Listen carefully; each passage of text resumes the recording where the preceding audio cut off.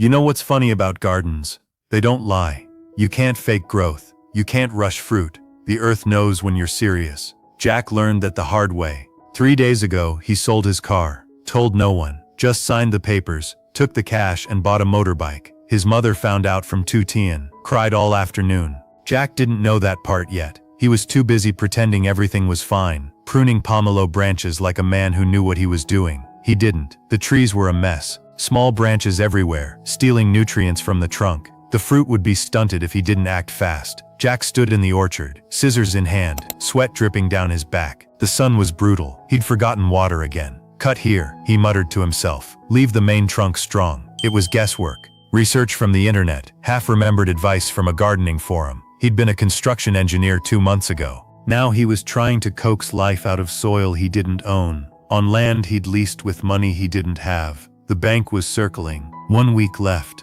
Jack wiped his face and kept cutting. Meanwhile, Tuttien was at the market. She'd woken up at 4 a.m., harvested pumpkins and loofah from the farm, loaded everything onto her bicycle, and pedaled to the nearest town square. Her hands were calloused now. She liked it. Proof of work. Proof she wasn't useless. Sister, buy some zucchini, she called out, arranging the vegetables on a borrowed mat. Fresh loofah, 25,000 per kilo. An older woman stopped, inspected a pumpkin. How much? 12,000 per kilo, ma'am. Very fresh. I picked it this morning. The woman bought 2. Then another customer came. Then another. By noon, Tuttien had sold everything. She counted the cash. 180,000 dong. Not much, but it was hers, earned with her hands, her effort. She bought oranges for Jack's mother on the way home. Sweet ones. The vendor said so. Back at the house, Jack's mother sat alone in the kitchen. Her shoulder ached, the old injury flaring up again. But that wasn't what hurt. She kept thinking about the car. About Jack riding a motorbike in this heat. About the money he must need. About how small she felt. How useless watching her son drown while she sat in a house he'd built for her. She tried calling a friend. Hi. Maybe he had spare capital. I haven't resolved my issue yet, Hai said. Land's tied up in planning. I'm asking people to pay me back too. Dead end. She hung up, stared at the wall, thought about Jack as a boy, how hard he'd worked, how much he'd sacrificed to give her this life. And now he was sinking, and she couldn't even. The door opened. Tuttien walked in, smiling, holding a bag of oranges. Mom, I'm back from the market. I bought fruit for you. Jack's mother looked up, tried to smile, failed. Tuttien, you're so hard-working, she said softly. Sit down, dear. You must be tired. Tuttien sat, noticed the redness around the older woman's eyes. Mom, are you okay? That's when it came out. The car, the bank, the secret Jack had been carrying alone. Tuttien listened, heart sinking, hands folded in her lap. When Jack's mother finished, her voice was shaking. I didn't know he sold the car, Tuttien. He didn't tell me. I feel so useless. Tuttien reached across the table, took her hand. Mom, he didn't tell you because he loves you. He doesn't want you to worry. That's all. But I should be helping him. You are, Tuttien said firmly. You raised him. You made him who he is. That's everything. They sat together in silence. Then Tuttien spoke again, quieter now. I have a plan, Mom. I want to raise chickens at the farm, sell eggs, build a coop. Jack can help me. We'll work together. It's not much, but it's something. Jack's mother looked at her. This girl who'd been homeless 2 years ago, who'd walked into their lives with nothing and given them everything, who was now sitting here, planning a future made of chickens and vegetables and hope. You're the most wonderful woman, she whispered. Tuttien squeezed her hand. We're family, Mom. We do this together. At that exact moment, Jack was meeting Tuan. Pure chance. Jack had stopped at a roadside stall to rest, drink water, catch his breath. And there was Tuan, old university friend, successful farmer, the guy everyone said had made it after leaving the city. Jack, is that you? They talked. Tuan bought him a soda. Asked what Jack was doing out here, dressed like a laborer, covered in dirt. Jack told the truth, or part of it. I leased some land, pomelo orchard, trying to learn agriculture. Tuan's eyes lit up. Come see my garden, I'll teach you. So they went, and Jack's world opened up. Tuan's farm was 10 hectares of perfection. Pomelos, Buddha's hand citron, custard apples, fish ponds, chickens, every tree pruned with precision, every row planned to the centimeter. Jack walked through it like a pilgrim in a cathedral. "This tree," Tuan said, pointing to a young pomelo plant, "I've been growing for 8 years. Takes 3 years before you can harvest. But you have to choose the right seedlings. Quality matters."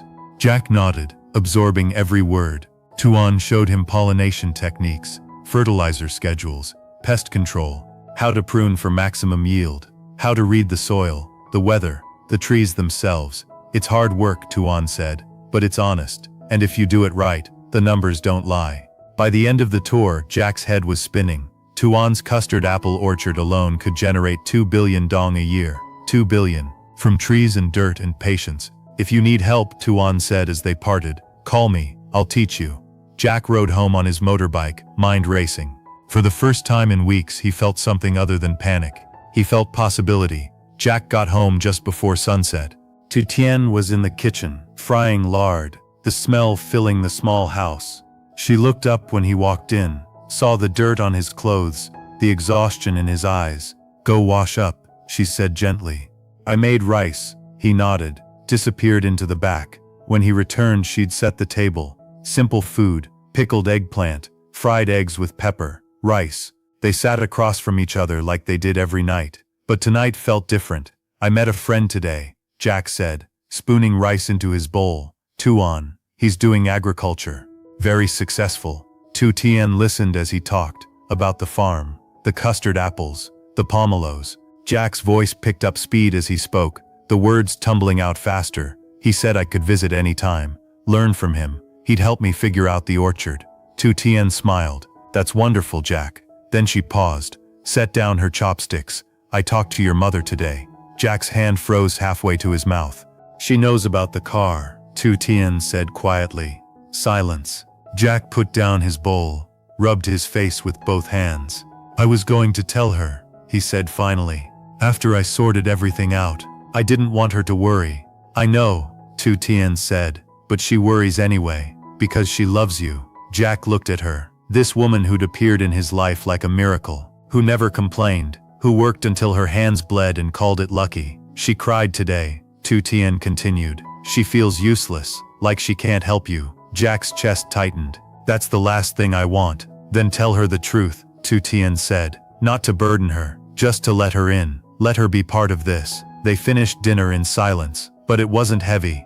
It was the silence of two people carrying the same weight, walking the same road. Afterward, Tuttien brought it up again. The plan she'd mentioned to his mother. "I want to raise chickens," she said, "at the farm, build a coop, sell eggs. I talked to your mom about it. She wants to help too. Make cakes to sell at the market." Jack looked at her. "You talked to my mom about this?" "We talked about a lot of things," Tuttien said. "About you, about us, about what we can do together." And there it was, the thing Jack had been running from, the thing he'd been too proud to ask for. Help, not from a bank, not from investors, from the people who loved him, from his mother, who wanted to feel useful, from Tuttien, who'd been carrying her share of the load without complaint, from Tuan, who'd offered his knowledge freely. "What if we fail?" Jack asked quietly. Tuttien reached across the table, took his hand. "Then we fail together," she said. "But we won't, because we're not doing this alone anymore." The next morning, Jack woke up with a plan.